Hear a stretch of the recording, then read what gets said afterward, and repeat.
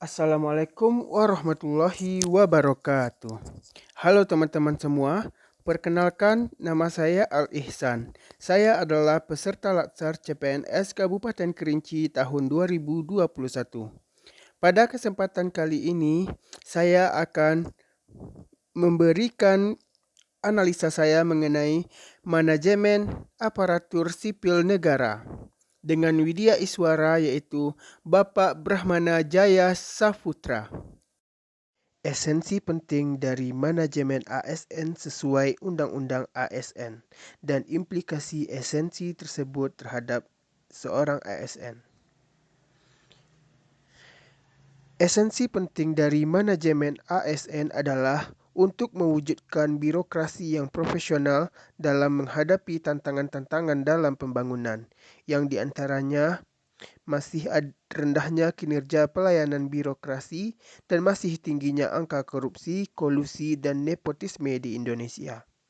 Pelayanan kepada masyarakat yang kurang baik, politisasi birokrasi terutama terjadi semenjak era desentralisasi dan otonomi daerah.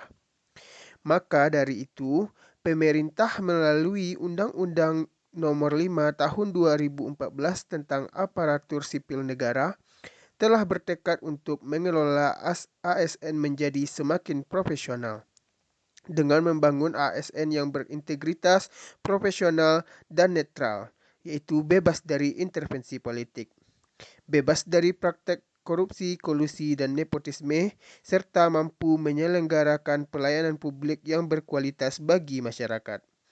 Undang-Undang Aparatur Sipil Negara meletakkan beberapa perubahan dasar dalam manajemen sumber daya manusia. Di antaranya yaitu dibentuknya pendekatan Human Resource Management dan pendekatan Open Career System. Adapun implikasinya terhadap aparatur sipil negara adalah dengan adanya pendekatan Human Resource Management, ASN memperoleh pendidikan dan pengembangan profesi sehingga dapat menjadikan ASN yang lebih kompeten.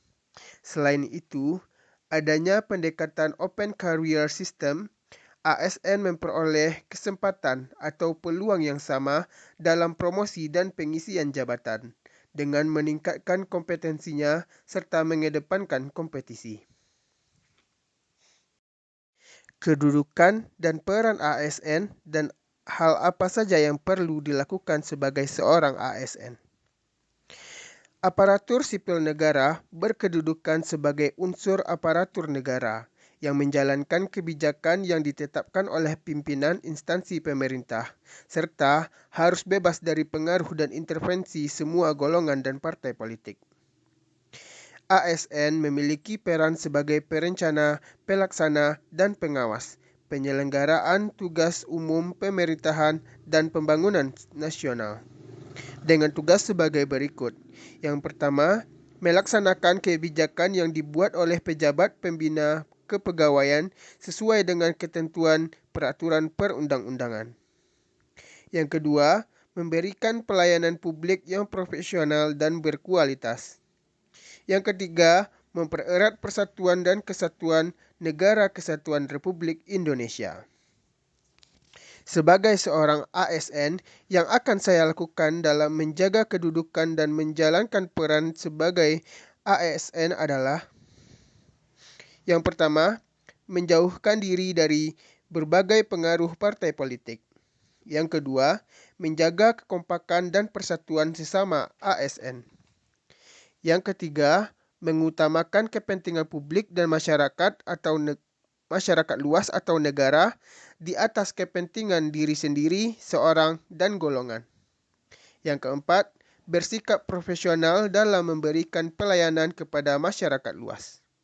Yang kelima, mengutamakan dan mementingkan persatuan dan kesatuan bangsa di atas segalanya. Dan yang keenam, taat sepenuhnya kepada Pancasila, Undang-Undang Dasar 1945, negara, dan pemerintah. Hak dan kewajiban ASN, serta sikap agar hak dan kewajiban tetap seimbang. Hak ASN adalah memperoleh gaji dan tunjangan, memperoleh cuti, memperoleh perlindungan dan pengembangan kompetensi, serta memperoleh fasilitas dan jaminan pensiun atau jaminan hari tua bagi PNS. Adapun kewajiban seorang ASN adalah: yang pertama, setia dan taat pada Pancasila, Undang-Undang Dasar Negara Republik Indonesia tahun 1945, Negara Kesatuan Republik Indonesia, dan pemerintah yang sah. Yang kedua, menjaga persatuan dan kesatuan bangsa. Yang ketiga, melaksanakan kebijakan yang dirumuskan pejabat pemerintah yang berwenang. Yang keempat, menaati ketentuan peraturan perundang-undangan. Yang kelima, melaksanakan tugas kedinasan dengan penuh pengabdian, kejujuran, kesadaran, dan tanggung jawab.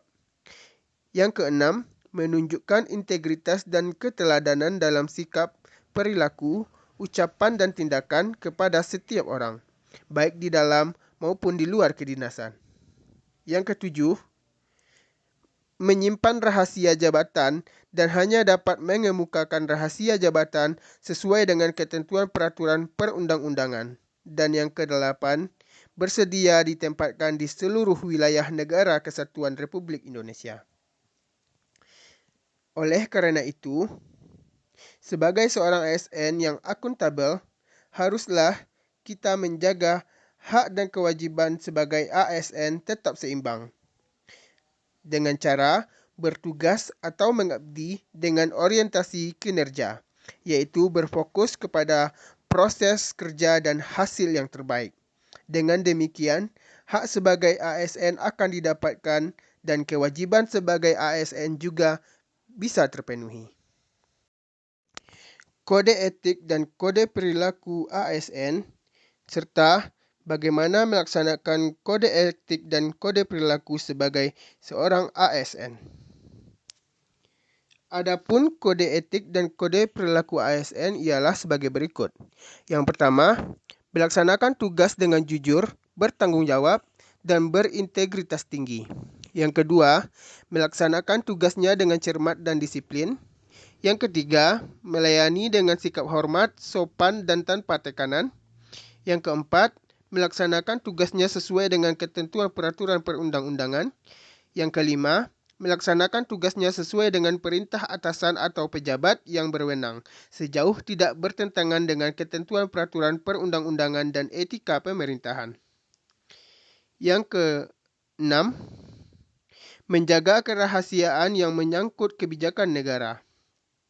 Yang ketujuh, menggunakan kekayaan dan barang milik negara secara bertanggung jawab, efektif, dan efisien.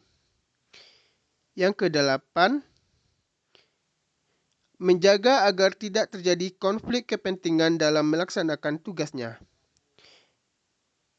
Yang kesembilan, memberikan informasi secara benar dan tidak menyesatkan kepada pihak lain yang memerlukan informasi terkait kepentingan kedinasan.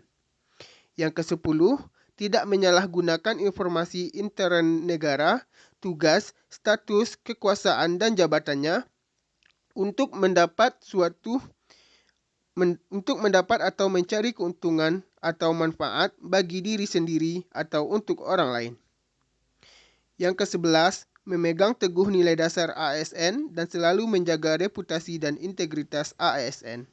Dan yang ke-12, melaksanakan ketentuan peraturan perundang-undangan mengenai disiplin pegawai ASN. Serta cara menerapkan kode etik dan kode perilaku dalam mengabdi menurut saya ialah: yang pertama, menjadikan kode etik dan kode perilaku sebagai pedoman atau panduan dalam menjalankan tugas dan kewenangan.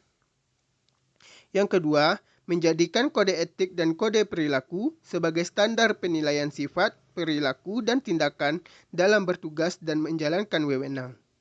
Dan yang ketiga, menjalankan tugas pelayanan pada masyarakat dengan profesional dan menempatkan kepentingan publik di atas kepentingan pribadi, kelompok, dan organisasi. Demikianlah pemaparan dari saya mengenai manajemen aparatur sipil negara. Terima kasih. Assalamualaikum warahmatullahi wabarakatuh.